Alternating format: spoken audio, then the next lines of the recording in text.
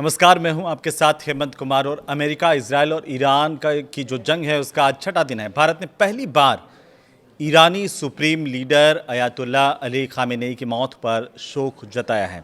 भारत सरकार की तरफ से विदेश सचिव विक्रम मिस्री ने नई दिल्ली के ईरानी दूतावास जाकर के खामेनेई के निधन पर संवेदना प्रकट की।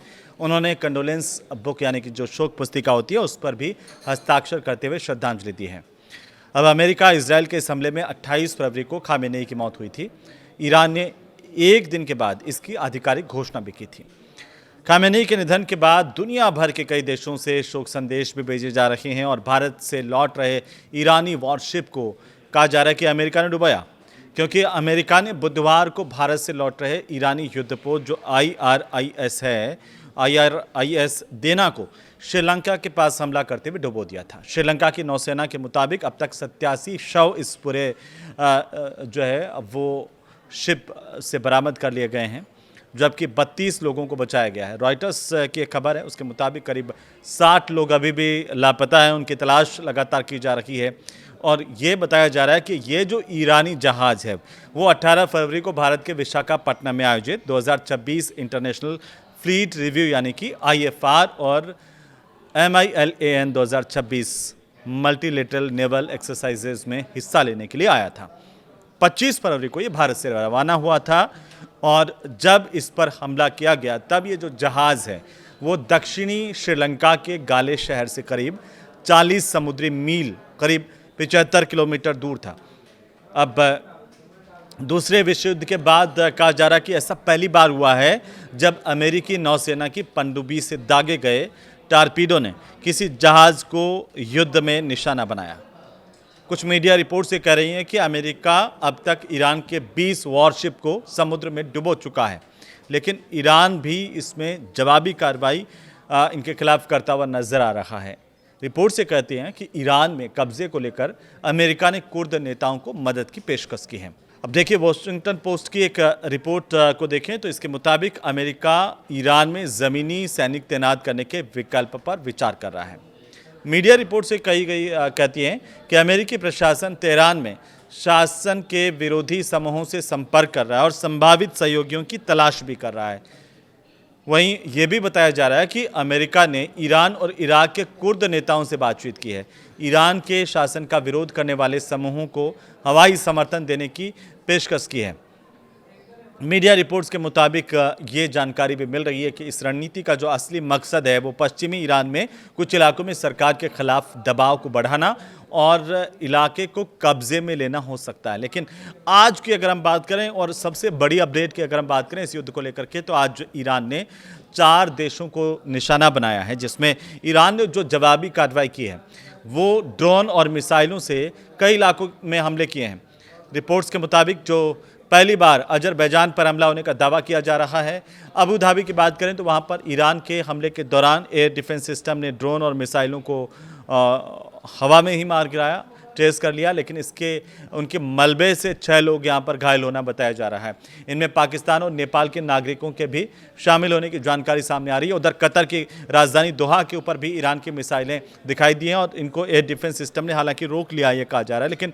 लेकिन जिस तरीके से ताबड़तोड़ वार ईरान की तरफ से किया जा रहा है, कुछ लोग ये कह रहे हैं कि अभी तो ईरान जो है वो अपनी पुरानी जो मिसाइल्स हैं उन्हीं को जो है वो युद्ध में झोंक रहा है। अभी तक उन्होंने नए हथियार नहीं निकाले, लेकिन इसके बावजूद आप देखिए कि इस तरह के जो ईरान के हमले हैं और वहाँ के ईरान के जो ड्रोन हमले किए जा रहे हैं उनसे काफ़ी तबाही की तस्वीरें उधर से आ रही है कि इज़राइल में जिस तरह की तबाही देखने को मिल रही है वो जो है वो नोटिस हो रही है। यहाँ पर अगर हम आपको बताएं कि इन मिसाइलों को इंटरसेप्ट किए जाने के बाद तेज़ धमाकों की आवाज़ें सुनाई जा रही हैं, आसमान में धुआं भी दिखाई दिया जो अभी रिपोर्ट्स आ रही हैं। वहीं ईरान ने इज़राइल पर भी हमले जारी रखे हैं। बाकी देशों पर तो हमले हो ही रहे हैं, लेकिन इसके अलावा अगर हम बात करें इजराइल की सीधे तौर पर, तो इजराइल में भी हमले ईरान की तरफ से जारी हैं। एक मिसाइल तेल अवीव के पूर्व की तरफ से एक बेरेकेत इलाका है वहाँ पर गिरने की बात सामने आई है। वहीं ईरान की जो इस्लामिक रिवोल्यूशनरी गार्ड कॉर्प्स है IRGC, उसकी तरफ से ये दावा किया गया कि उसने तेल अवीव के बेन गुरियन एयरपोर्ट को निशाना बना करके मिसाइलें दागी हैं। तेल अवीव में जिस तरीके से कोहराम मचा दिया है ईरान की तरफ से, वो अब टेंशन हो सकता है कि और ज़्यादा बढ़ती हुई नज़र आ रही है। लेकिन इसके अलावा अगर हम बात करें अजरबैजान की, जहां पर ड्रोन हमले में 2 लोग घायल हुए हैं और एक एयरपोर्ट टर्मिनल को भी नुकसान पहुंचा है, अजरबैजान ने इसके लिए ईरान को जिम्मेदार ठहराया। हालांकि ईरान की सेना ने ड्रोन हमले से इनकार किया है और कहा कि शायद ये इजरायल की फॉल्स फ्लैग कार्रवाई हो सकती है। ईरान ने कहा कि फिलहाल अमेरिका इजरायल से बातचीत की स्थितियां नहीं है, क्योंकि अगर आज की अपडेट को हम देखें इस युद्ध के दौरान, तो भारत में ईरान के जो राजदूत हैं मोहम्मद फतहली, उन्होंने ये कहा है कि फिलहाल अमेरिका और इजरायल के साथ बातचीत की कोई स्थिति नहीं है। हालांकि अमेरिका ने पहले ही कह दिया था कि अब बातचीत की स्थिति से बात बढ़ गई है आगे, लेकिन ईरान की तरफ से अभी तक कोई बयान नहीं था, लेकिन ईरान की तरफ से भी अब एक बयान है और मीडिया से बातचीत करते हुए ये कहा गया है कि ईरान युद्ध नहीं चाहता, लेकिन संघर्ष की शुरुआत जो है वो अमेरिका और इजराइल की तरफ से की गई है, तो इसका मुंहतोड़ जवाब दिया जाएगा।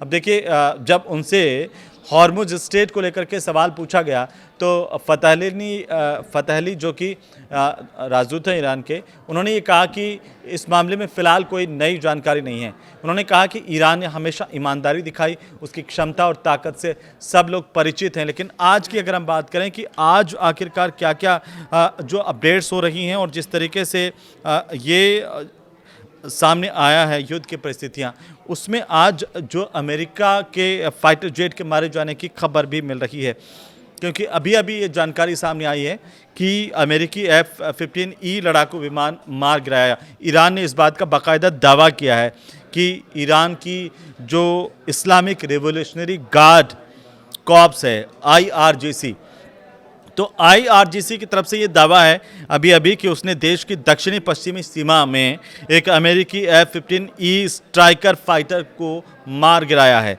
ये ईरान की न्यूज़ एजेंसी की तरफ से ये बयान बाकायदा प्रसारित किया गया है, दिखाया गया है। हालांकि इस जो ये कहा गया है 2 सीटों वाला ये लड़ाकू विमान है जिसमें निशाना बनाकर इसे गिराने की बात कही गई। लेकिन अगर अमेरिकी सेंट्रल कमांड की बात करें तो इन खबरों को अमेरिका की तरफ से अभी खारिज किया गया है और विमान गिरने की अफवाह अमेरिका ने करार दी है कि उसका F-15E विमान कोई गिरा। ये बेबुनियाद दावा गलत है। इस घटना को लेकर के दोनों पक्षों की तरफ से अलग अलग दावे सामने आ रहे हैं। लेकिन अब आपको बता दें कि जो सबसे बड़ी अपडेट हुआ है वो ये है कि ईरान की तरफ से जो बयान आया है वो बयान नहीं, चेतावनी है। ईरान ने अब चेतावनी दी है कि हमलों पर चुप रहे तो कीमत जो है वो यूरोपीय देश चुकाएंगे और ज़्यादा देश इसमें इन्वॉल्व हो सकते हैं। ईरान की तरफ से ये कहा गया है कि यूरोपीय संघ के जो देश है, अमेरिका और इजराइल के हमलों पर अगर चुप रहते हैं तो उन्हें जल्द या देर से इसकी कीमत चुकानी पड़ेगी।